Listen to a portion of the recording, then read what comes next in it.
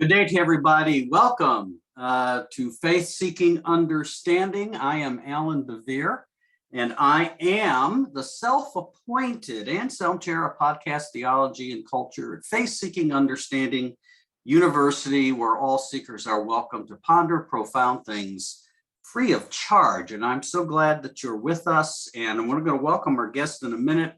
But I want to let you know of an upcoming, our monthly episode of Calmly Considered is coming up again in a couple of weeks.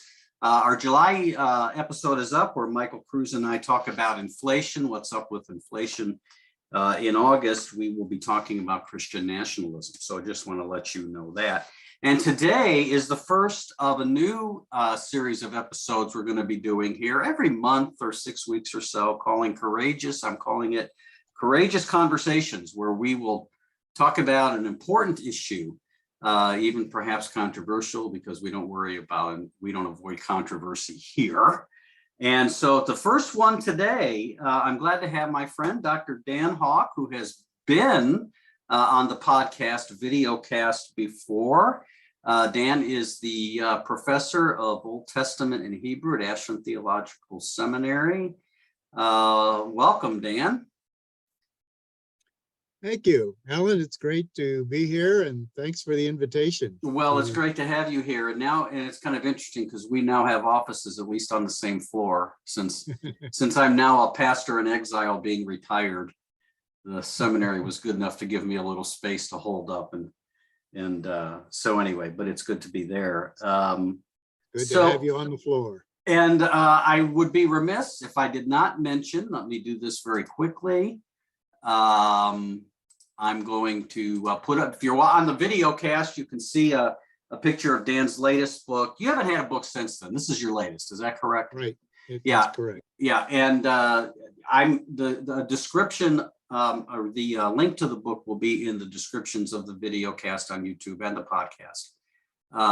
And it's Dan's latest book called The Violence of the Biblical God, Canonical Narrative in Christian Faith. And I want to hold that book up and recommend it to you. It is an excellent book. And if you're interested and curious and perplexed by the issue of violence in the biblical text and God in the midst of the violence, I would recommend this book to you highly.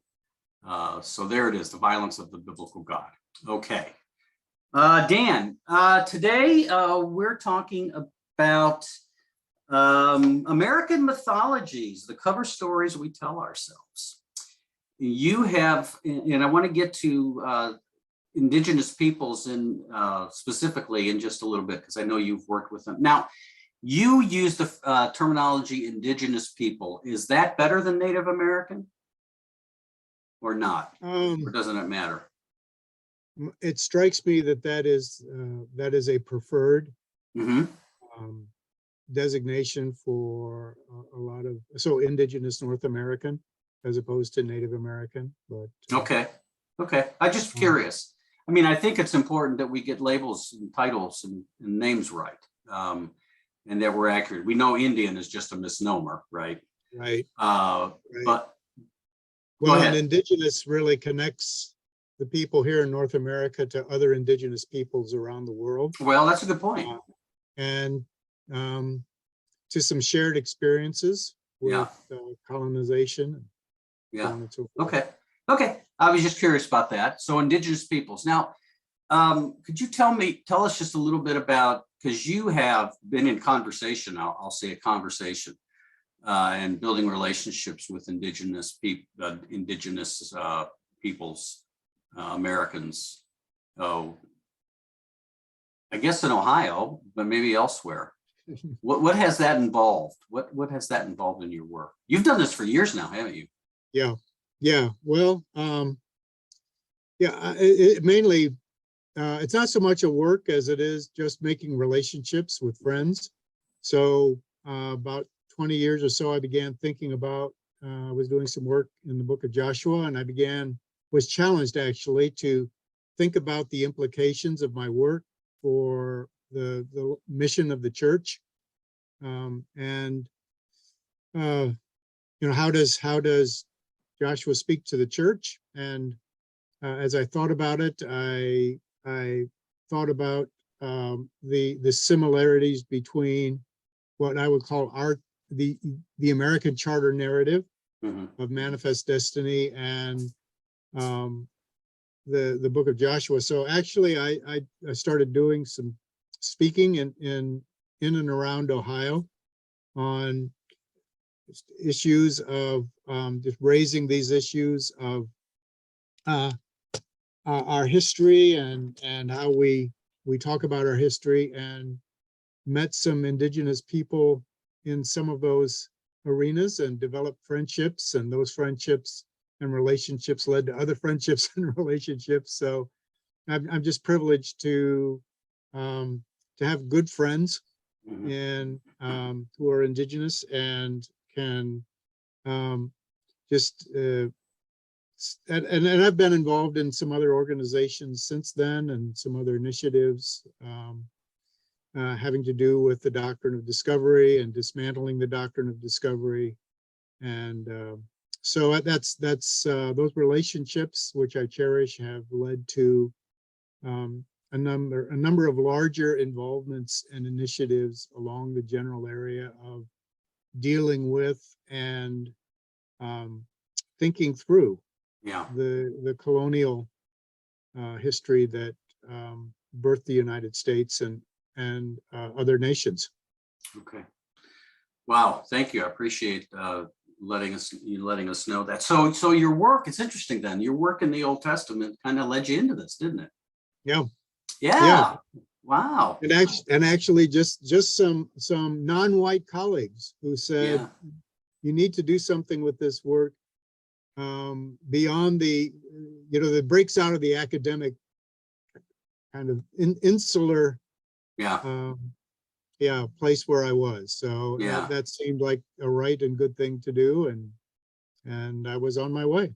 And a reminder of the ever contemporary meaning of the scripture for us, if we're willing to be open to it. Yeah. Okay. So let's get into this. So you mentioned doctrine of discovery. We're going to get to that, but we all tell stories. We all have stories. Family has stories. I suppose if you and I sat down over a cup of coffee and you shared about your family and I shared about my family history, we would have those stories we would tell, those stories that maybe reveal something of the character of the family, where we've come from, that kind of thing. Churches have these kinds of stories they tell about themselves throughout history. And communities and nations have stories that they tell about themselves.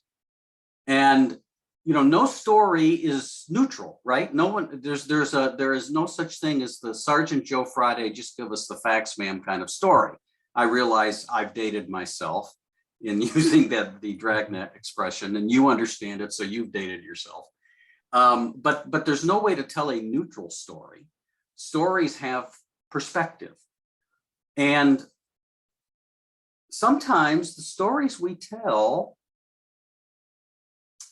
they can cover some truths we would prefer not be told. Is that right? I think that's fair to say. So give me one.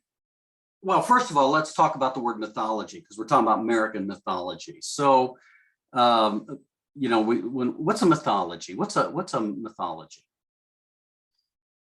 Oh, well, I understand it in the sense of a mythology is a collection of narratives and symbols and metaphors that together express a particular group's idea of reality, their sense of their own identity, their relationship to other groups, the reason that they're in the world. See, all of these very deep feelings, sentiments, convictions, ideas about who we are, whoever the we is, who we are, and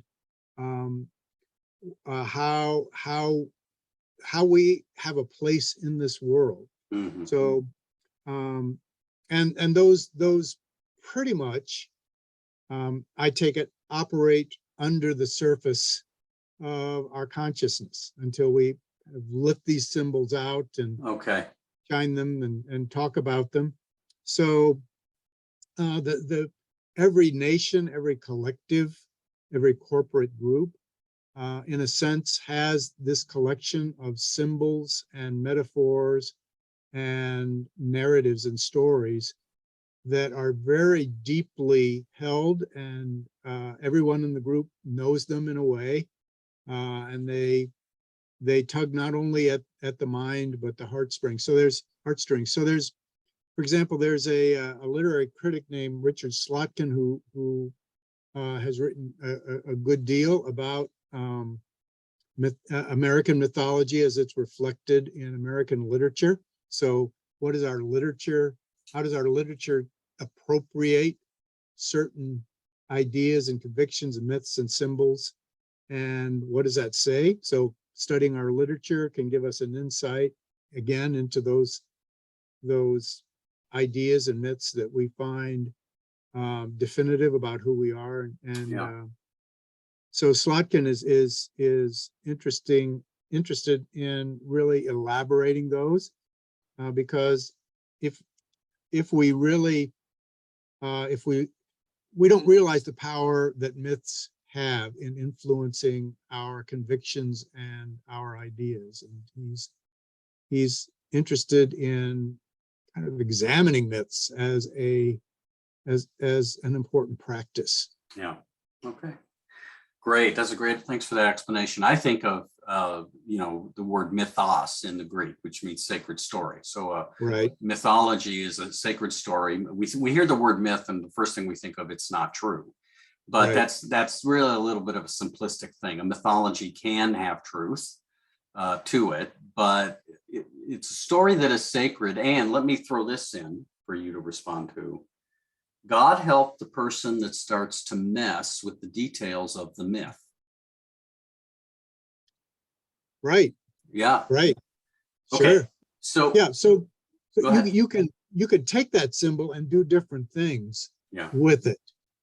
So, for example, I mean, think of the gunslinger, the individual who uses violence to resolve disputes and to bring law and order. That's a symbol of something that I would argue is a deeper conviction in, and has been since the beginning Yeah. of American culture, which is, sometimes you just need to settle your differences at the point of a gun. Right. Yeah. Okay. So that is, yeah. And yeah. So let's, with that in mind, bringing that up, let's talk about and you mentioned it in your opening comments, which you called the American charter narrative of manifest destiny. Now, when I grew up and I learned about manifest destiny in American history. Sometimes it was called that. Sometimes I remember the textbooks calling it Western expansion, which is pretty benign, right? We didn't talk about, but it didn't talk about conquest. That was implied because there were people there. But what is the chart? Why is manifest destiny? First of all, what is it, and why is it a charter narrative of American history?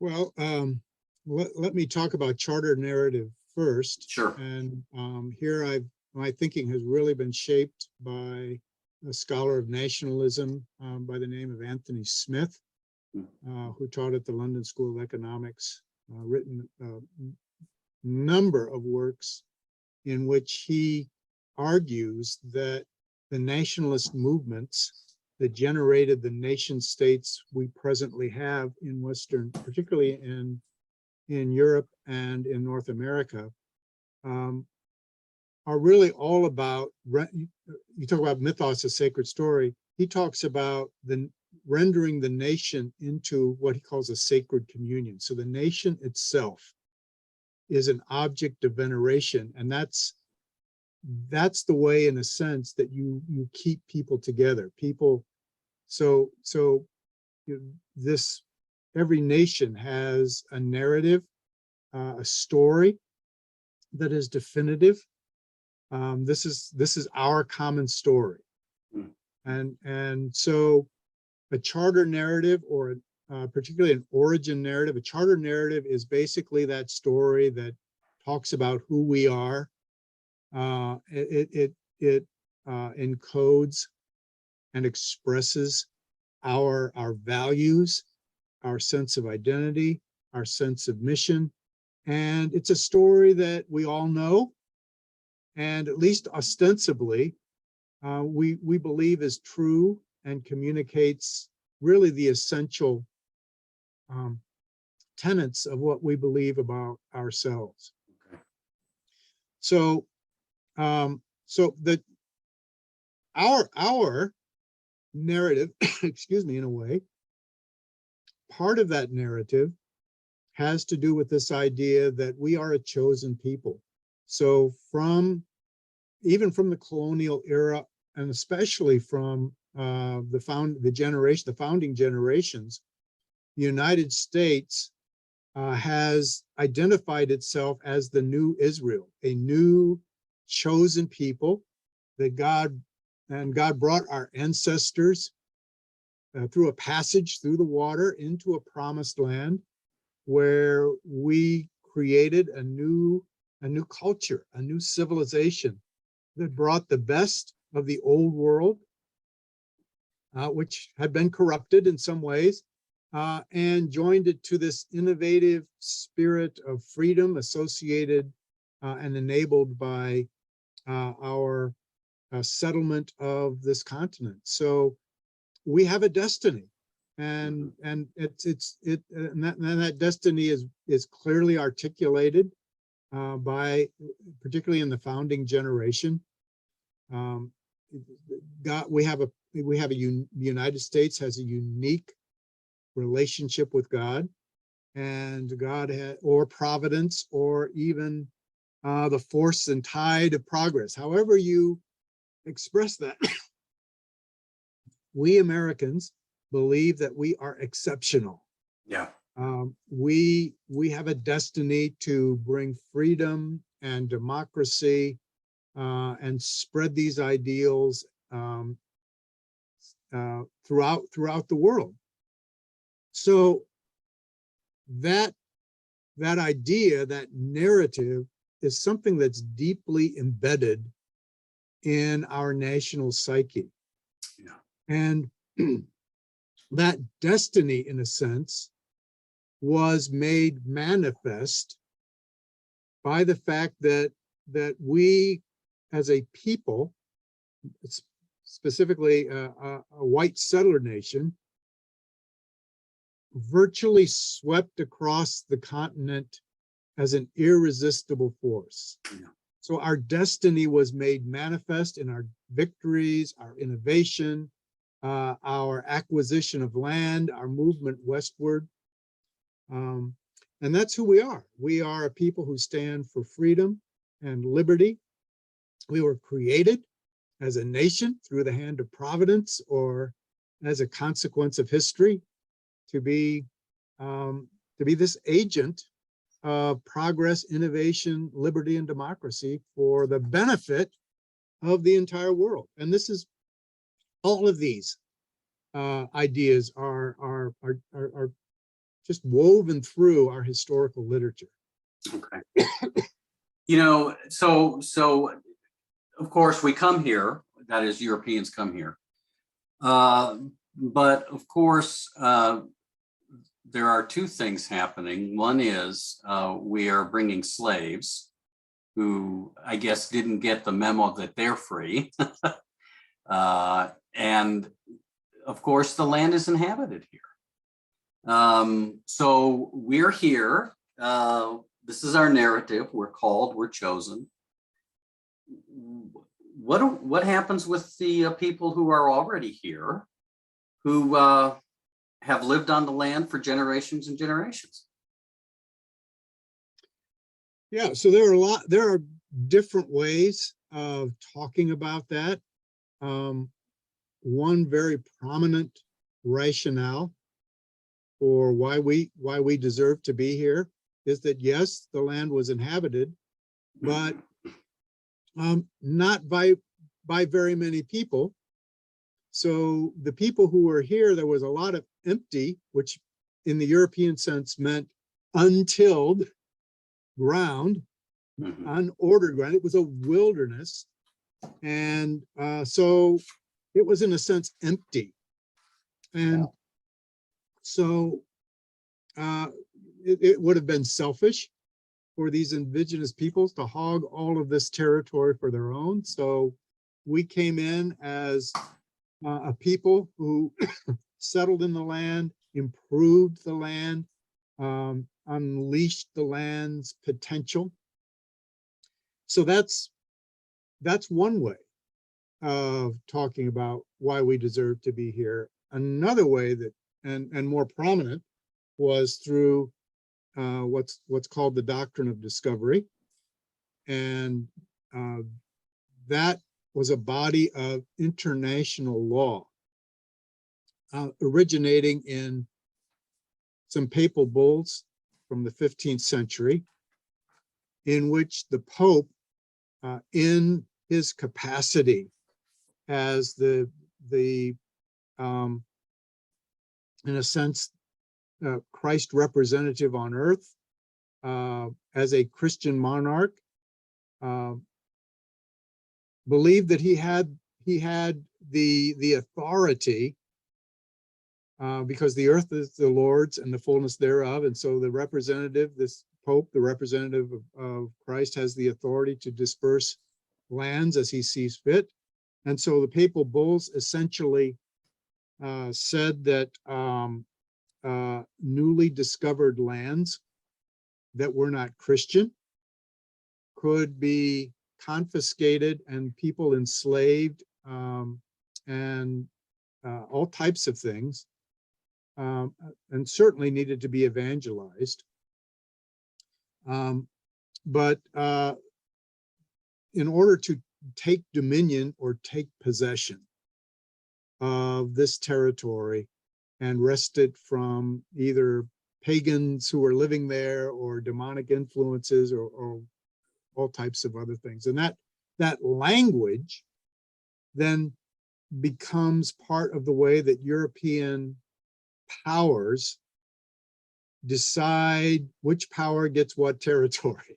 And all under the assumption, because they are Christian monarchs, they have a right, and indeed, in some cases, a mandate, a mission to take land that is inhabited by pagans and turn it into Christian land, and turn the people there into Christians. So this whoever is gets doctrine of discovery, because whatever power discovers this place owns it. That's so the key is Christians discover it, not that there were people there before who discovered it who weren't Christians. That really doesn't count. Right. So the cover story is, and this is my description. The cover story is a kind of using a twisted interpretation of the Great Commission, in a sense, right? We not only have the mandate to make disciples, but we have the mandate to take land. We have the mandate to settle. We have the mandate to do all kinds of things, because the earth is the Lord's, if you will, as the psalmist says. Let me give some quick history for folks who are not sure. A papal bull is a public decree, and you had talked about the popes in the 15th century. You said 15th century, correct? Yeah. But the one thing I wanted to get to was this gets codified into American law in a case, Johnson versus McIntosh, and this is 1823. And not to get into too many detail, but basically the effect of the ruling was, and it was a unanimous ruling by the court. John Marshall was the Chief Justice at the time, considered to be the most influential justice we've had, but basically affirmed the doctrine of discovery. And in fact, he quoted the papal bulls in his ruling. So effectively that codified it into American law. Right. And there were actually a trio of decisions that worked this out. But you're quite right. So that the excuse me, Johnson v. McIntosh, of course, had a court case had to do with a question of who actually was held title to the land. What did the indigenous people have an intrinsic title to the land, or did the European settlers who came in have title to the land? And simplifying Marshall, and Marshall actually wrote the opinion, simplifying Marshall's argument, basically the idea where he came down was, well, our nation is governed by laws that have their origins and are connected to British law. And British law accepted the doctrine of discovery as a guarantee of title of the land. And since our legal traditions derive from Britain, I guess doctrine of discovery applies to us as well. So we have title to the land because our legal tradition says that we do. Yeah. And if God has chosen us and called us.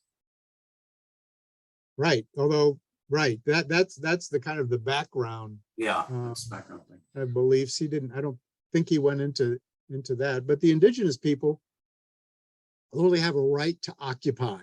Right. And therefore can be moved off. Yes. And which is what has happened constantly. And along with that, I might add, unprovoked massacres along the way. Well, yes, and that's actually another issue. Yeah. There has been, in a sense, gun violence directed toward indigenous people from the very beginning.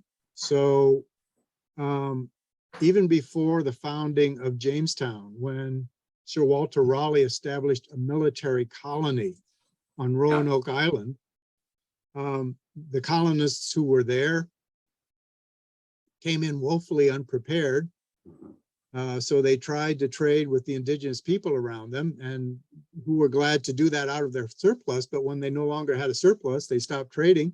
So the soldiers just decided, well, we're going to go take what we want, and there was violence, there was preemptive military strikes, and the same kind of recourse to violence happened within a few years of the founding of Plymouth Colony. So we have Pilgrims actually taking violence within a few years against a native tribe that they were worried were going to attack them. So better to strike first and to kill as many of them as we can than to wait for them to strike us. So massacres, in a sense, have been, they've been a part of settler indigenous interactions from the outset of the colonial period. The thing that disturbs me about that more than anything is, since I've been a kid, I've been a big history fan. I mean, history was my favorite stuff, class, and I gobbled up everything I could. I just don't remember a lot of that being taught. I mean, certainly the massacres and the fighting was taught. I mean, it was there. And there were certainly some injustices that were reported in that. But, just the continued thumping and killing of indigenous peoples and just the continued systematic way to discriminate as we move forward was really not emphasized a whole lot. Yeah, I grew up the same way. It just never occurred to me. I knew growing up that the lands that my city was on had once been indigenous people's land, and that we'd signed some kind of treaty and they left as a result, and we got to live in the land. But it just never occurred to me to do a little digging into that story. That was just Yeah. the story, again, that defined our reality. Yeah. And by the way, you talked about people, Europeans coming here. The land was empty. I remember back, and I think I was in college at the time. I read a historical account of the Constitutional Convention of 1789. And I never will forget that there was a section of the book talking about that one of the dilemmas those who were writing this Constitution were concerned about, because they knew there was land west. They didn't have land west of the Mississippi yet, but they had a lot of unexplored land that states had already claimed, even though most people had never been there. And they were concerned about how they were going to administrate such large pieces of real estate that were uninhabited. I mean, this is the way they thought. Yeah. Well, and particularly when we get into the revolutionary period, and the first, the administrations, the Washington administration, Adam Jefferson. I mean, one of the big impulses was the need to raise money.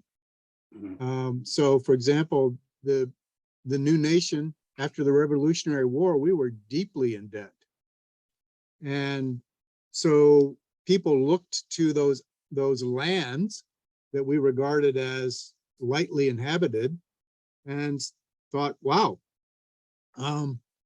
we could sell that land to developers and settle that land, and we can pay down that debt pretty significantly. Wow.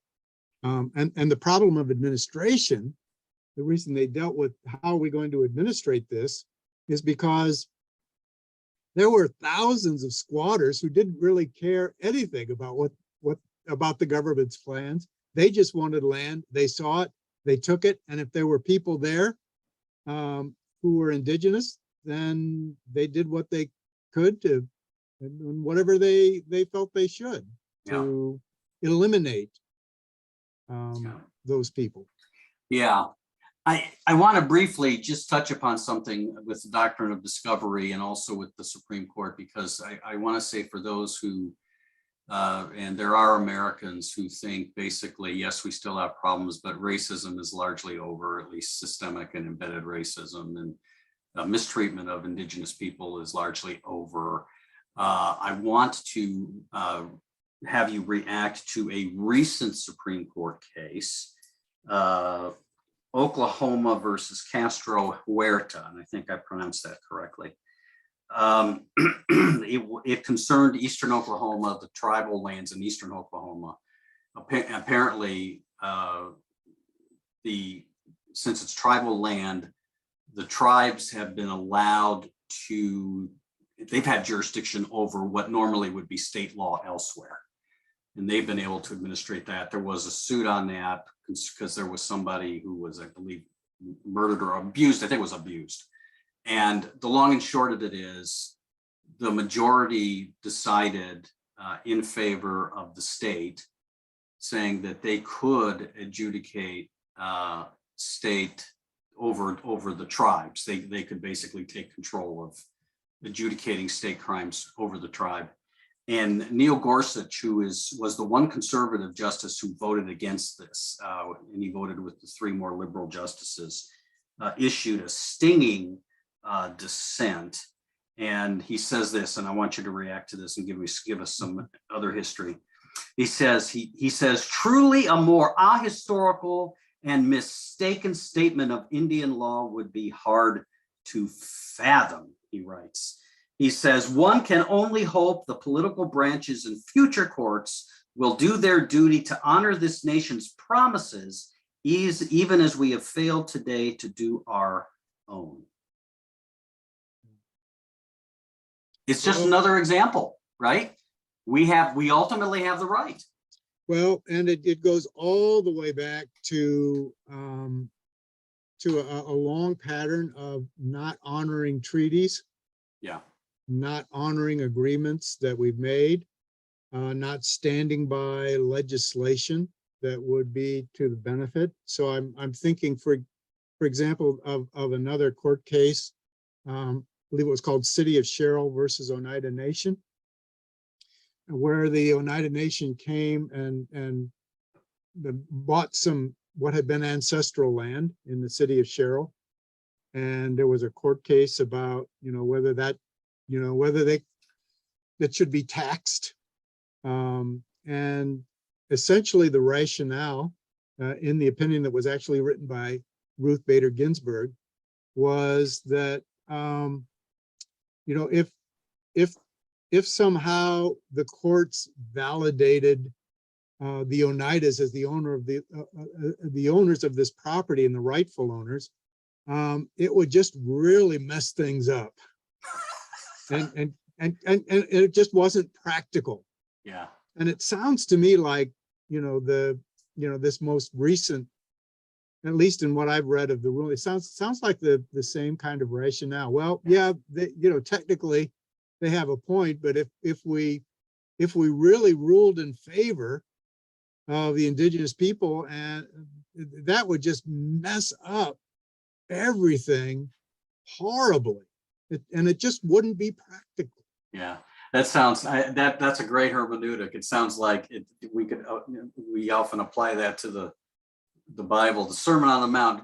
I know what Jesus said, but we can't follow that because that would really mess things up, right? Wow, fascinating. Let's talk a little bit, because since we're on this subject, I want to go back to it. The issue, because part of this whole thing is an issue of indigenous peoples being, in a sense, conquered. We're conquered, and they're the minority now, and they're living in a majority European land, having to make their way. And one of the things that minorities have to endure, and this is not just an American culture, but they have to endure stereotyping. And I want to talk about that with Native Americans because, we have had a sea change in the last 3 or 4 years in reference to team mascots, which you know of. And of course, the Redskins mascot is no longer. And of course, my Cleveland Indians I grew up with are now the Cleveland Guardians. And I will say, Dan, 20 years ago, I didn't understand that. I didn't understand that problem. I grew up in Cleveland. I was an Indians fan, loved Chief Wahoo. But you and, our friendship over the years has helped me to see and change my mind on that. So I was very happy when they dropped Chief Wahoo and changed their name to the Guardians. And now I feel like I can watch the games with a conscience. You had made it tough for me, which is good. I'm glad you did. But let's talk about that. Because there are people who hear this and they say, I don't understand what the issue is. And, and again, I try to be sympathetic with them, because I can say 2 decades ago, I didn't understand what the issue was, but now I do. What's the problem here? Well, the problem, and sometimes you'll have people say, well, I know indigenous people that don't have a problem with this, and but most of the people I know feel it's just that these mascots, first of all, they're just one other way that indigenous people are demeaned and degraded. There's been a really strong cultural impulse for a long, since the early 1800s, to render indigenous people invisible. Yeah. And kind of assign them to the past, but not to recognize their presence and their vitality in this nation in the present. And mascots are demeaning. I've had friends share about their kids going to school and people learning that they're indigenous, and then kind of doing war hoops around them and talking, and it really, just think of Chief Wahoo and the kind of grotesque caricature that he was. Hardly, I think, a flattering depiction. So, for me, it says more about who we are as settler people, that we just need to continue. I mean, yeah, well, yeah, it's demeaning, and and you may feel put off by it, but get over it. I mean, this is not that big of a deal. But if you've endured discrimination, exclusion, dehumanization, in all manner, I mean, for centuries now, Yeah. my sense is you'd have a very different feeling about other people depicting you in certain ways, and then saying, well, we're really honoring you. Yeah. Just doesn't add up. Yeah, and the other thing is that strikes me with this, Dan. Well, first of all, Chief Wahoo becomes the happy savage who is okay with his lot, right? He is okay being sideshowed. And I think of Wild Bill, his shows where, even great Indian chiefs are reduced to performing there for various reasons. And it helps assuage the conscience of the conquerors, doesn't it? Mm-hmm. Because I think part of the issue here for some people is, if I have to recognize that Chief Wahoo is a racist stereotype, if I have to recognize that Redskin was historically a very racist name, then I have to really be honest and say, maybe in my own history, in our history, it blows off the cover story. Yeah. It blows off the mythology. Yeah. Yeah, and it just becomes just one more way that white society has taken at liberty and for our own reasons what we want from indigenous people. So we're going to make you into a mascot, and because we want to. Yeah. And and you can't, and you don't have any say. Yeah, or if you have a say, it just really, it's minor. Well, it's also a way to give other people their identities, right? I get to determine who you are. Yeah. And by the way, I see this a lot. How you are seen. Yep. Yeah, I see this a lot in our current context. I see it with whites trying to tell blacks what their experiences should be. That's what they're in a sense saying is, though, that's not your experience. I like to call it white-splaining. We haven't experienced what they have, but we know better than what they've experienced. And men do this to women. I mean, we all do it and can do it in different contexts. I don't want to say I'm ever immune from it, but it's real easy to make these evaluations when I'm not standing in those shoes. Yeah. And it really does involve a lot of being willing to listen to the stories of others, and just speak less, don't you think? I mean, you've listened to a lot of stories over the years with indigenous folks. Yeah, and I think it really just begins with respect. Mm-hmm. And you talk about cover stories. I mean, white society and white culture has constructed who indigenous people are and how they relate to the story of America that is, in a sense, our story. So yeah, very right. We've determined their identities. We tell their stories, and that part of that cover story, part of the denial mechanisms, are these kind of pseudo honoring practices, or kind of a romanticizing of the noble savage, or kind of a nostalgic looking back. There was a time when we existed together and enjoyed the fruit of the land together, but they just don't hold. It's painful to acknowledge that our history is not all sweetness and light, but yet Christians of all people should be able to acknowledge that, because when you read the Bible, it is clearly not all sweetness and light. It's just hard for us to hear these stories. I got people who've said to me, well, I'm not going to apologize for being white, to which I say, who's told you to do that? Nobody has said that's the problem. The problem, we've talked about culture, but nobody has said that, and again, I don't even know what that means in a sense, is like, to me, I mean, I don't have any pride in being white. I just am. I'm just white. I don't have any pride in that. And so but I think that these are ways to really mitigate what's trying to be said, that it's okay to face our history. It's okay to face. Not because we want to bash our nation or bash the church, but because we love our nation, we love the church, and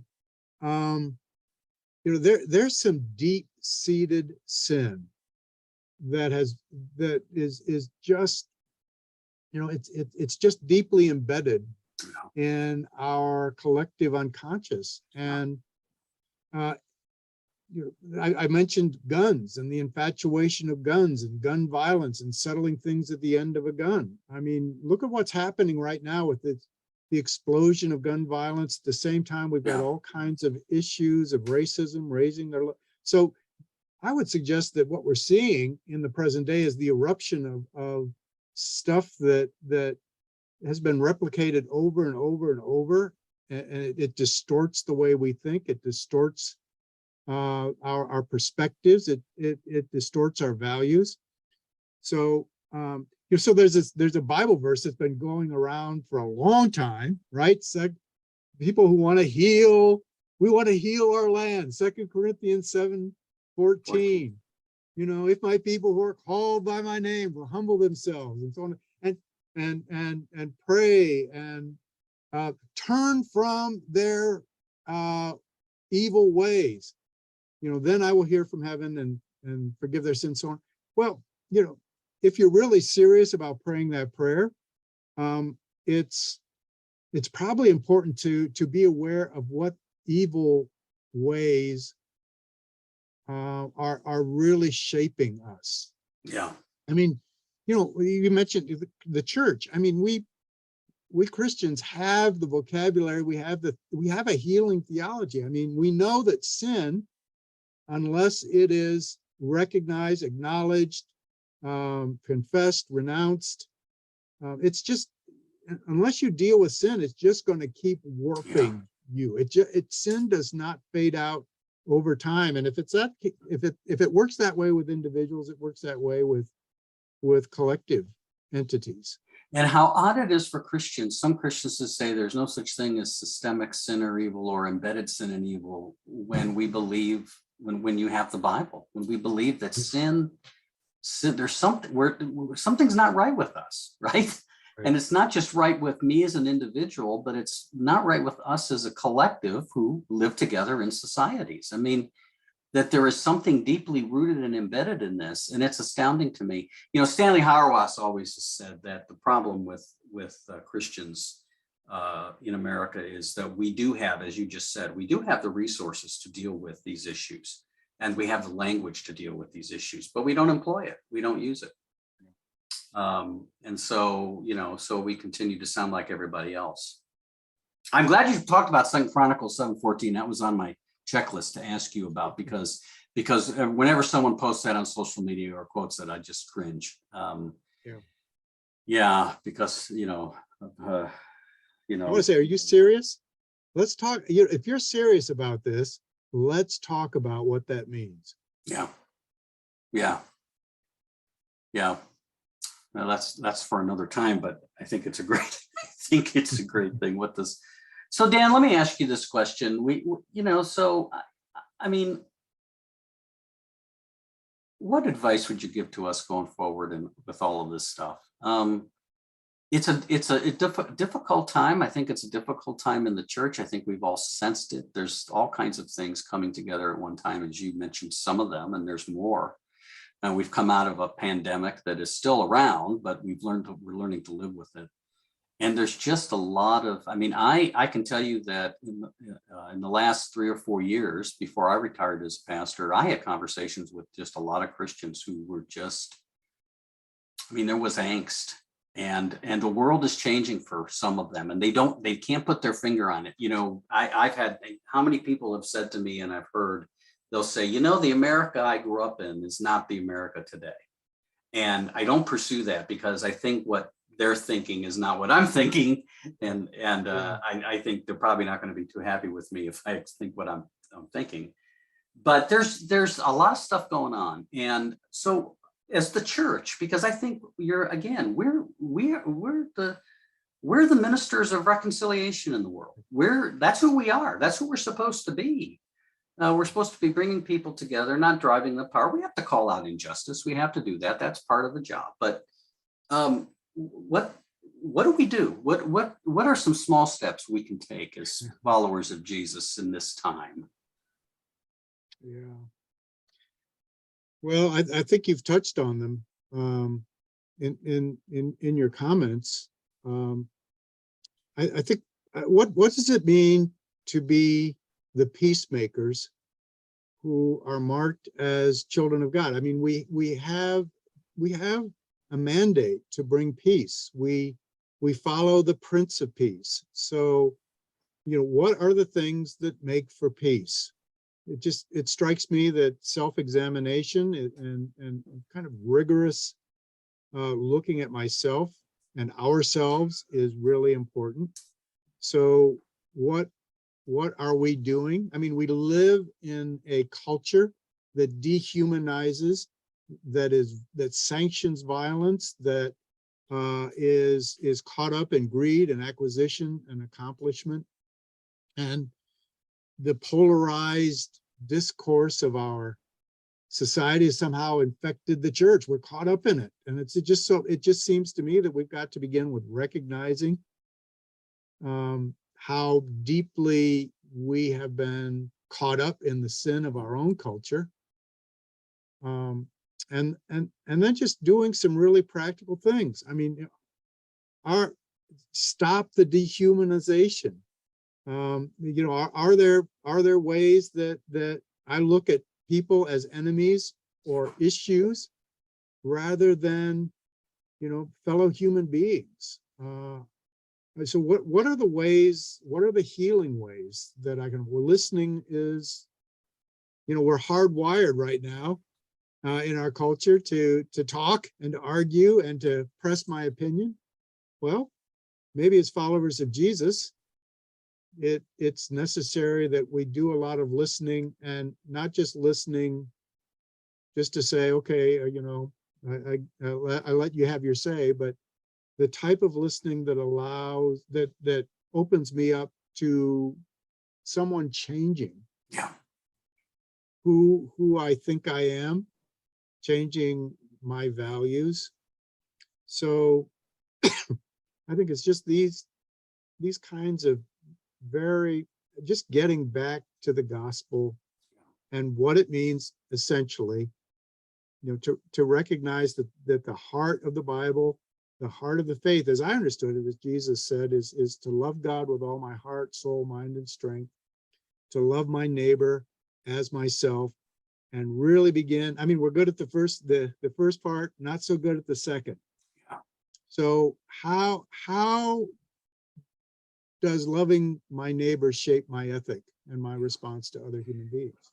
One of my great disappointments in our context, and I've said this before, is that for Christians, too many of us, when it comes to dilemmas, that we've got to make decisions, is that our first thought is not how do I best love my neighbor, but it's I've got my rights.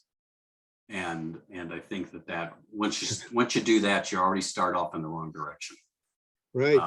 And I'm not a fan of violating people's rights. That isn't my point. My point simply is if I start with what is owed to me as opposed to what I may owe you, we're already off on the wrong path. We're already off on the wrong foot. Yeah. So have this attitude that was in Christ, that though he existed in the very form of God, did not, as J.B. Phillips translated, did not cling to his prerogatives as God, but poured himself out. I mean, if we're followers of the crucified one, he's our model. So, I mean, I don't see anywhere in the Bible where Jesus, or at least in the New Testament, where Jesus tells his followers to build a nation or to save a nation. Right. As a matter of fact, quite the opposite. I mean, don't think about what you're doing here as tied to a particular political entity. Yeah. Yeah.